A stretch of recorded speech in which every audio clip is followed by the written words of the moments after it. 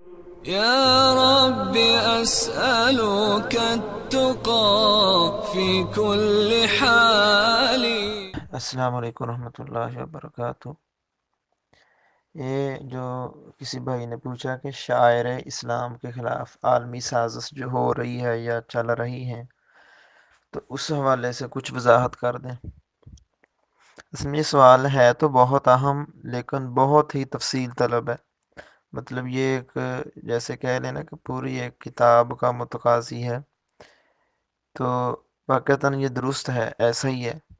شاعر اسلام یا اسلامی جو کہہ لیں کہ جسے اسلام کی جو نمایاں کچھ علامات ہیں، اسلام کے جو کچھ امتیازات ہیں، ان کے بارے میں جو دنیا میں گمراہی پھیلائی جا رہی ہے لوگوں کے دلوں میں، دماغ میں، مسلمانوں کے بھی، تو یہ واقعتاً ایک اہم سوال بھی ہے اور بہت تفصیل طلب بھی ہے۔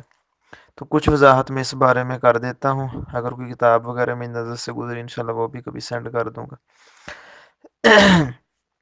اصل پہلی بات تو یہ سمجھیں کہ شاعر اسلام سے کیا مراد ہے۔ اصل شعار ہوتا ہے جو علامت ہو کسی قوم کی یا کسی بھی چیز کی، وہ شعار کہلاتا ہے۔ تو اسلامی شاعر سے مراد ہے ایسی امور، ایسی چیزیں، ایسے احکام جو اسلام کا طرہ امتیاز ہے، جن پر یہ بنیاد بھی کہہ سکتے ہیں، جو نمایاں چیزیں ہیں دین اسلام میں۔ جیسے مثلاً حج ہے نا، حج یا نماز یا روزہ، یہ سارے یہ شعائر ہیں۔ اور اسی طرح جس طرح اللہ تعالیٰ نے قرآن پاک میں بھی کہا الحج والعمرۃ، غالباً یہی آیت ہے من شعائر اللہ۔ اسی طرح ان الصفا والمروہ تھا، یہ صفا مروہ کی جو سعی کرنا، اسی طرح قربانی دینا۔ تو یہ چیزیں مثلا یہ سارے نا اسلام کے نمایاں امتیازات ہیں، یہ اس کی خوبیاں ہیں، اس کی یہ بنیاد ہیں، یہ چیزیں اسی وہ نمایاں چیزیں جن کی بنیاد پر کوئی چیز پہچانی جا سکے۔ تو اسلام کی ہماری پہچان جن چیزوں کے ذریعے سے ہوتی ہے وہ ہمارے شاعر کہلاتے ہیں، ان میں بہت ساری چیزیں داخل ہیں۔ تو جیسے مثال میں دیتا ہوں، مثلاً یہ عبادات بھی ہیں، اسی طرح قربانی وغیرہ کرنا بھی یہ دینی شعار ہے۔ اسی طرح مثلاً داڑھی ہے، یہ ایک اسلامی شعار ہے، داڑھی یہ ایک پہچان ہے۔ عورتوں کا حجاب، پردہ، یہ بھی ایک اسلامی شعار ہی ہے۔ تو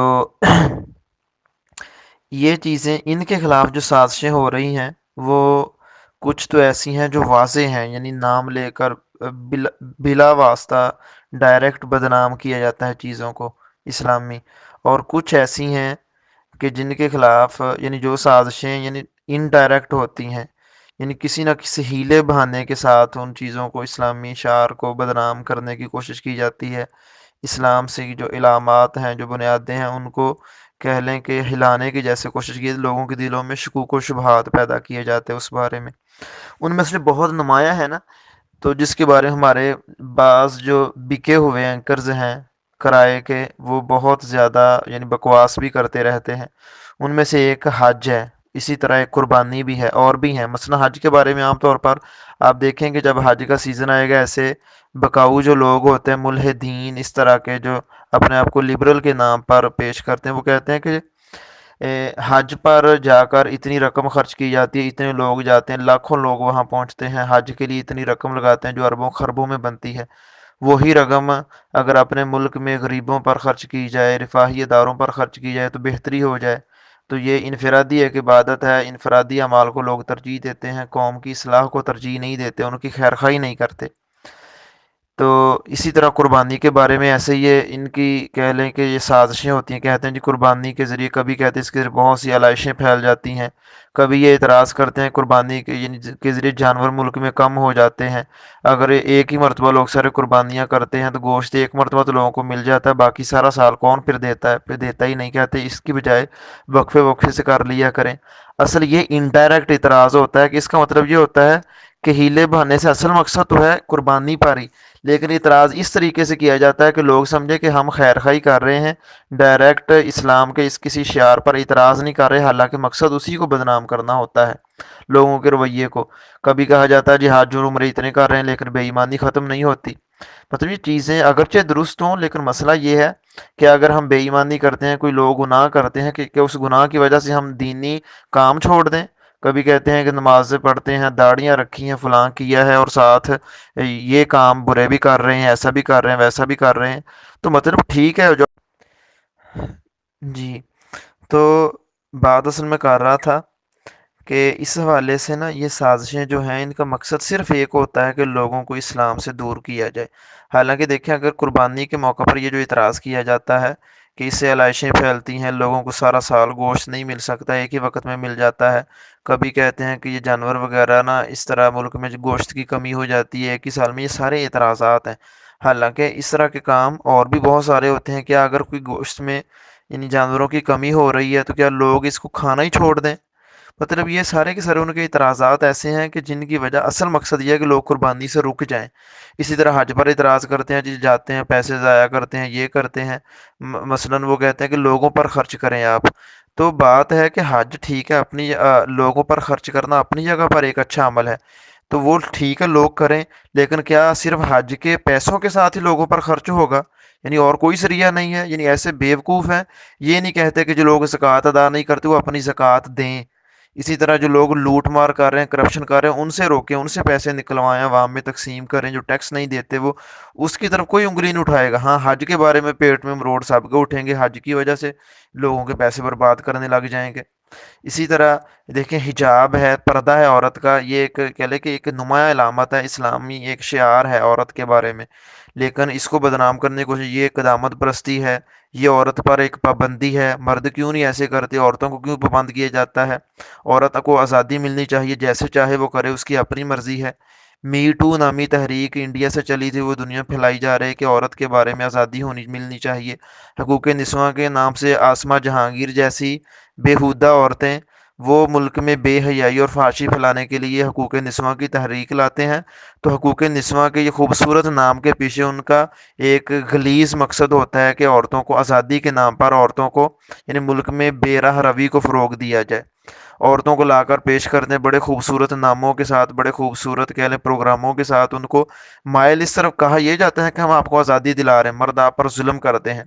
ممکن ہے یہ ٹھیک بھی ہے، عورتوں پر ظلم ہوتے بھی ہیں، لیکن اس کے ذریعے اصل عورتوں کو گمراہ کرنے کا مقصد جو ہوتا ہے نا وہ یہ ہوتا ہے کہ ان کو یعنی اپنے معاشرے میں ایسی آزادی دلائی جائے کہ پھر ان کو بے مہار ہو، ان کو کوئی پوچھنے والا نہ ہو، یعنی اپنے پروپیگنڈے کے تحت عورتوں اور مردوں کا اختلاط اور بے حجابی، اس کے ذریعے معاشرے میں مرد و عورت کے آزادانہ اختلاط کے ذریعے اصل جنسی راہ روی، بے راہ روی، اس طرح کے اعمال ان کا اصل مقصد، جیسا کہ یورپ میں ہو رہا ہے، خاندانی نظام کو تباہ کرنا، اس عورت کا یہ مقصد تھا۔ اس طرح اس کی جو این جی اوز ہیں حقوق انسانی کے نام سے چاہتے یہ ہیں، وہ لوگ چاہتے یہ ہیں کہ یہ جو عورتیں ہیں ان کو اسی طرح ان کا نظام بنایا جائے آزادی والا، جس طرح یورپ میں ہے، ان کا خاندانی نظام تباہ ہو جائے۔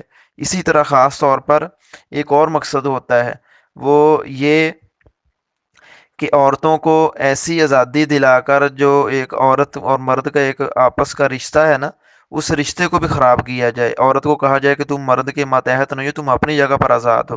یہ عورت آسمہ جہانگیر تو یہ تک کہتی رہی ہے، کہتی ہے کہ عورتیں مردوں کی پابند کیوں ہیں؟ یعنی اسی نے یہ کروایا تھا نا کہ اگر کوئی ایسا مسئلہ بنتا ہے وہ جا کر کیس کروا سکتی ہے عدالت میں۔ اگر خاوند تنگ کرتا ہے، وہ کہتی ہے کہ عورت کے اگر تعلقات ہیں پہلے بھی کسی دوست کے ساتھ وہ رہنے چاہیے، نکاح تو ہوا ہے آپس کے ایک مثلا ایک آپس کی ایک زندگی گزارنے کے لیے، اس کا یہ مطلب تھوڑی ہے کہ عورت غلام ہے، وہ اپنے تعلقات کو چھوڑ دے۔ اس طرح کی چیزیں خوبصورت نعروں کے پیچھے اصل مقصد کچھ اور ہوتا ہے، مذموم مقاصد ہوتے ہیں اپنے۔ اسی طرح یہ حجاب کے علاوہ جہاد ہے، یہ مسلمانوں کے ایک نمایاں علامت ہے، اللہ کے نبی صلی اللہ علیہ وسلم نے اسے دین کی کوہان قرار دیا ہے۔ تو اس کے اپنے کچھ اصول و ضوابط ہیں، وہ اللہ کے نبی صلی اللہ علیہ وسلم نے بتائے ہیں دین میں، وہ بھی موجود ہیں، لیکن ان لوگوں نے جہاد کو اس رنگ میں پیش کیا ہے کہ یہ سراسر دہشت گردی ہے، لوگوں پر چڑھائی کرنا ہے، زبردستی قتل کرنا ہے، اپنے علاوہ کسی دین کو برداشت نہیں کرنا، کسی بندے کو برداشت نہیں کرنا۔ حالانکہ قطعاً یہ اسلام کا مقصد نہیں ہے جہاد کے ذریعے ایسا کرنا، یعنی جہاد تو ایک عالی مقصد ہے، تو اس کے بہت نمایاں مقاصد ہیں کہ جب آپ کے بارے میں کوئی چڑھائی کرتا ہے، آپ پر ظلم کرتا ہے، وہ مدافعتی جہاد ہوتا ہے۔ اسی طرح مسلمانوں پر ظلم ہو رہا اس موقع پر ہے، بہت سارے مثلاً مقاصد ہیں، لیکن یہ قطع نہیں ہے کہ دنیا میں کسی اور کو جینے کا حق نہیں دیا جائے گا۔ اس کے بہت واضح اصول ہیں ہمارے جہاد کے، حالانکہ یہ دنیا میں ایسے اصول و ضوابط ان کے ہاں پائے جاتے ہیں کہ اگر فتح مل جاتی ہے یا کسی پر غلبہ پا لیتے ہو تو شہروں کے شہر اجاڑ دیتے ہیں۔ مسلمانوں نے کبھی ایسا کیا ہی نہیں ہے۔ تو یہ لیکن جہاد کو بدنام کر کے سورۃ توبہ، سورۃ انفال کو نصاب میں سے نکلوانے کا یعنی یہ مقصد ہوتا ہے کہ مسلمانوں کے ذہن میں اپنا دفاع اور خود داری اور غیرت یہ بھی ختم کر دی جائے، اور اس کو بدنام کیا جاتا ہے۔ جو جہاد کا نام لیتا ہے دہشت گردی کا لیبل لگا کر منہ بند کیے جاتے ہیں۔ اسی طرح یہ ایک ریاستیں ہوتی ہیں، وہاں یعنی مسلمان کا اگر ریاست ہے وہ ظاہری بات ہے وہاں کا قانون وہ قرآن و سنت کے مطابق ہی ہونا چاہیے، لیکن یہ پروپیگنڈا کر کے کہتے ہیں کہ جو ریاستیں آزاد ہوتی ہیں وہ کوئی مذہب کے تحت نہیں ہوتی، مذہب نجی معاملات ہیں، ریاستیں تو ایک قانون کے تحت چلتی ہیں، وہ قانون دنیا کے مطابق ہوتا ہے۔ تو اس لیے مذہب کے نام پر کہتے ہیں کہ اسی طرح آج کل یہ سازش چل رہی ہے کہ پاکستان کو یہ ثابت کیا جائے کہ یہ دین کے نام پر نہیں بنا تھا، یہ تو بس ایک نعرہ ہی تھا، سیاسی نعرہ، تو اصل تو ایک لبرل ریاست تھی مسلمانوں کی۔ حالانکہ یہ لوگ یعنی اس قدر یعنی جہالت کا یہ مظاہرہ کرتے ہیں، خاص طور پر اپنے بغض کا اظہار کرتے ہیں اسلام کے خلاف۔ آپ دیکھیں کہ انڈونیشیا سے جب ایک الگ ریاست بنی مشرقی تیمور، وہ عیسائیت کے نام پر بنی تھی کہ عیسائیوں کا ملک الگ بنایا جائے۔ اگر یہ اتنے لبرل ہیں کہ مذہبی ریاست نہیں بنانا چاہتے تو وہاں ان کو کیا اعتراض تھا، عیسائیوں کا الگ علاقہ کیوں بنایا گیا؟ اسی طرح سوڈان میں، جنوبی سوڈان میں الگ عیسائیوں کی اکثریت وہاں تھی تو وہاں وہ الگ ملک بنا دیا گیا۔ تو وہاں کوئی دنیا جہاں کی تنظیم نہیں بولتی، کوئی یہ اقوام متحدہ والے، کوئی ہمارے لبرل جو یہاں بکواس کرتے ہیں اسلام کے خلاف، وہاں کوئی نہیں کہتا کہ وہ مذہبی ریاستیں بنی ہیں۔ ہمارے یہاں اگر کوئی کہتا ہے کہ پاکستان ایک اسلامی ریاست ہے تو یہاں پر سب کو اعتراض ہوتا ہے، سب کے روڈ اٹھتے ہیں پیٹ میں کہ یہ کیوں ایسا نام لیا جا رہا ہے۔ تو اصل میں صرف بدنام کرنا مقصد ہوتا ہے اسلام کو، اسلامی شعار کو، دین والے لوگوں کو۔ تو یہ ایک میں نے مختصر تھوڑی وضاحت کی ہے کہ کیسے کیسے یہ جہاد، اسلام، پردہ، قربانی اور حج وغیرہ ان چیزوں کو، یہ اسلامی شعار ہیں، یہ چیزیں ان کو بدنام کیا جاتا ہے۔ تو یہ ایک عالمی سازش ہے، واقعتاً صرف اور صرف اسلام کے خلاف ہے، یا زیادہ سے زیادہ اور کچھ ایسے مذاہب ہوں گے چند ایک جو ان کے اپنے مفادات کے خلاف ہیں۔ تو اس لیے وہاں اسی طرح داڑھی دیکھیں، داڑھی بھی ایک شعار ہے، داڑھی والے کو یعنی دہشت گرد بنا کر پیش کیا جاتا ہے۔ تو یہ چیزیں، یہ عالمی سازشیں مسلمانوں کی، ان کو سمجھنا بھی چاہیے اور ان کے خلاف اپنی ثقافت، اپنی تہذیب اور اپنے نظریوں کو فروغ دینا چاہیے۔ تو اس بارے میں اگر کوئی کتاب ملی تو انشاءاللہ میں سینڈ بھی کر دوں گا۔ بارک اللہ فیکم، السلام علیکم ورحمۃ اللہ وبرکاتہ۔ اللہ